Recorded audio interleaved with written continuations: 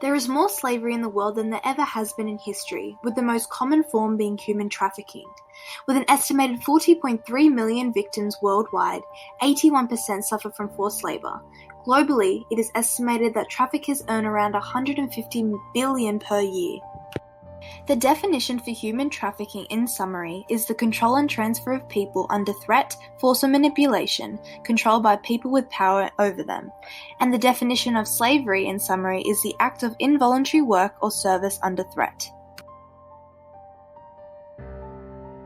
Some international documents on human trafficking include the Slavery Convention 1926, which was amended in 1953, the Forced Labor Convention 1930, and the Convention for the Suppression of Trafficked Persons and of the Exploitation of the Prostitution of Others 1949.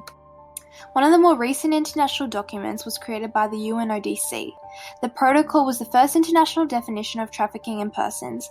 It was ratified by 175 parties and gained 117 signatures, and it ensured protection for victims, enforced legislation, and encouraged party cooperation in identifying offenders and their methods. Though the protocol addressed the issue internationally, it lacked key aspects. An article written by Kelly Hyland stated that the protocol didn't provide protection for victims who were coerced into committing illegal acts, and any mention of integration support for the victim.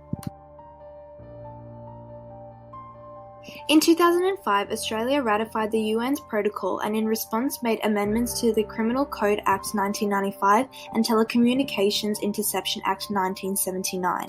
In Australia's own legislation, human trafficking is a crime under the Crimes Act 1914 and the Criminal Code 1995, listed under Division 270, Slavery and Slavery-like Conditions, and 271, Trafficking in Persons and Debt Bondage. Australia's enforcement of this legislation can be seen through cases like R v. Dobby. In 2009, Keith William Dobby transported 4 Thailand women to Australia, promising them good jobs and working conditions, though instead he made them work as prostitutes.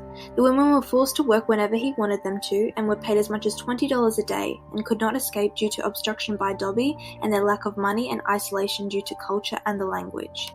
Dobby was found guilty under the Criminal Code 1995 under Division 271, Trafficking in Persons and Debt Bondage, and was sentenced to 12 years imprisonment.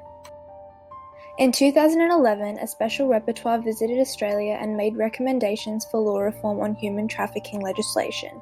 The following year, the Australian Human Rights Commission also made recommendations on improving the legislation.